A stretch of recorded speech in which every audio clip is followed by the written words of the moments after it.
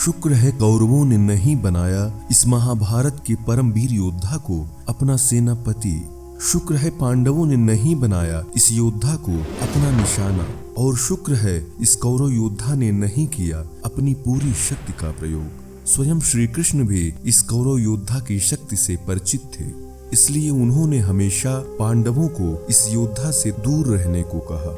स्वयं भीम और अर्जुन भी महाभारत के इस परमवीर योद्धा से भय खाते थे और उन्होंने कभी भी इस कौरव योद्धा से युद्ध नहीं किया। वास्तव में हम आज आपको जिस कौरव योद्धा के बारे में बताने जा रहे हैं वो महाभारत का सोता हुआ शेर था, जिसे जगाने की हिम्मत ना तो कौरवों में थी और ना ही पांडवों में। स्वयं पितामह भीष्म, गुरु द्रोण और श्री कृष्ण भी इनकी शक्तियों के कायल थे। अनेकों भयानक दिव्यास्त्रों का ज्ञान होने के बावजूद इस योद्धा ने कभी उनका प्रयोग नहीं किया। तो आखिर कौन था ये कौरव योद्धा और क्यों दिया इन्होंने कौरवों का साथ? और तब क्या हुआ जब दुर्योधन ने उठाए इस योद्धा पर प्रश्न? इन सब बातों को विस्तार से जानने के लिए इस वीडियो को आखिर तक देखिए। दोस्तों, वह योद्धा कोई और नहीं बल्कि कुरुवंश के कुलगुरु कृपाचार्य थे। अगर आपने भी अभी तक इनको साधारण समझा है तो आज के बाद आपका ये भ्रम दूर हो जाएगा। महाभारत में भी एक समय ऐसा आया जब दुर्योधन को ऐसा लगा कि कृपाचार्य युद्ध में क्या करेंगे, वे तो एक साधारण ब्राह्मण हैं, उनका युद्ध से क्या संबंध। दुर्योधन ने अपने मन में आए इस विचार को पितामह भीष्म से साझा किया। तब पितामह भीष्म ने दुर्योधन को कृपाचार्य की वास्तविक सच्चाई बताई, जिसको सुनने के बाद दुर्योधन के कृपाचार्य के प्रति विचार बदल गए। भीष्म ने बताया कि सप्त ऋषि गौतम के पोते और ऋषि शरद्वान के पुत्र कृपाचार्य एक या दो नहीं बल्कि पूरे के पूरे 60,000 महारथियों को अकेले हराने की क्षमता रखते हैं।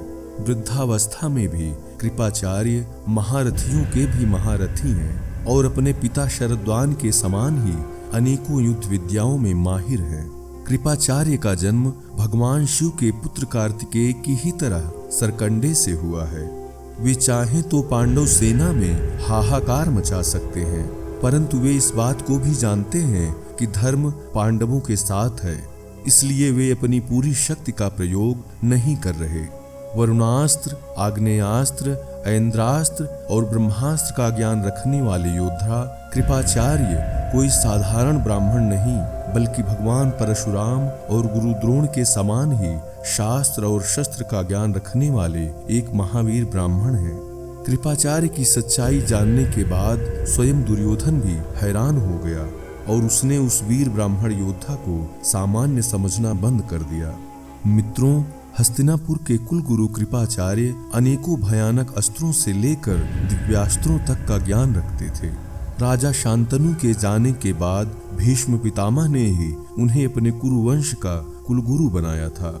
वे धर्म, नीति और शास्त्र के बड़े विद्वान थे। धृतराष्ट्र की सभा में विदुर, भीष्म पितामह और गुरु द्रोणाचार्य के समान ही कृपाचार्य भी विशेष स्थान रखते थे। अपनी विद्या और धर्म नीतियों के आधार पर उन्होंने वर्षों तक कुरुवंश का मार्गदर्शन किया था।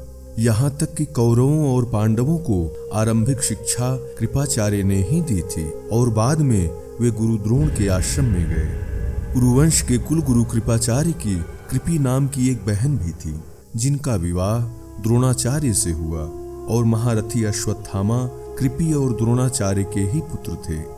महाभारत के आदि पर्व अध्याय 67 के अनुसार कृपाचार्य रुद्रगणों में से एक के अंशावतार थे।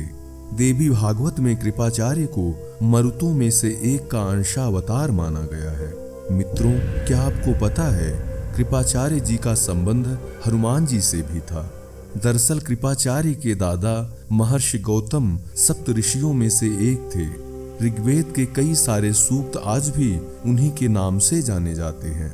गौतम ऋषि का विवाह ब्रह्मदेव की मानस पुत्री देवी अहिल्या से हुआ था, जिनकी गिनती प्राचीन काल की स्मरणीय पंचकन्याओं में की जाती है। ऐसा कहा जाता है कि उस काल में अहिल्या से ज्यादा सुंदर कोई दूसरी महिला नहीं थी। अहिल्या वही देवी हैं जो भगवान श्री राम के चरण स्पर्श से पत्थर से महिला बन गई थी। हनुमान जी की माता अंजनी महर्षि गौतम और अहिल्या की ही पुत्री थी।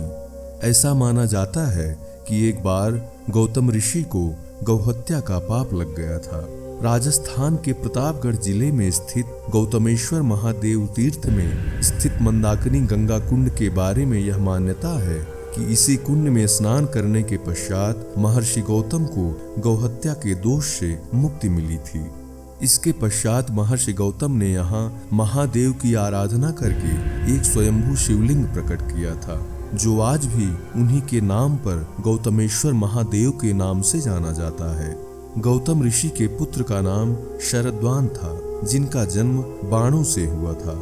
उन्हें वेदाभ्यास में थोड़ी भी रुचि नहीं थी, बल्कि धनुर्विद्या से उन्हें अत्यधिक लगाव था। शरद्वान धनुर्विद्या में इतने निपुण थे कि देवराज इंद्र भी उनसे भय खाते थे। इंद्र ने उन्हें साधना से डिगाने के लिए एक देवकन्या को उनके पास भेज दिया। शरद्वान इतने काम पीड़ित हुए कि उनकी उत्तेजना का असर वहां पड़े सरकंडे पर गिर गया। वह सरकंडा 2 भागों में विभक्त हो गया, जिसमें से एक भाग से कृप नामक बालक और दूसरे भाग से कृपी नाम की कन्या उत्पन्न हुई। इन दोनों को जंगल में छोड़ शरद्वान वहां से चले गए। भीष्म पितामह के पिता शांतनु इन बच्चों को जंगल से हस्तिनापुर ले आए और इनका पालन पोषण करने लगे। शरद्वान ने अपने ध्यान साधना के बल पर इसे देख लिया और वे गुप्त तरीके से कृप के पास आकर इनको वे सभी विद्याएं सिखाने लगे जो वे जानते थे। इस प्रकार कृप नाम का वह बालक अपने पिता के समान ही वीर और विद्वान बन गया। अनेकों भयानक दिव्यास्त्रों से लेकर शास्त्रों तक का ज्ञान रखने वाला कृप नामक वही बालक आगे चलकर कृपाचार्य कहलाया और बाद में पितामह भीष्म ने कुलगुरु नियुक्त किया। दोस्तों, कैसी लगी ये वीडियो कमेंट करके जरूर बताएं। अगर अच्छी लगी तो इसे अपने परिवार और दोस्तों के साथ शेयर करें। चैनल पर नए हैं तो चैनल को सब्सक्राइब कर बेल आइकन जरूर प्रेस कर लें, जिससे हमारी आने वाली वीडियोज की नोटिफिकेशन आपको मिलती रहे। धन्यवाद।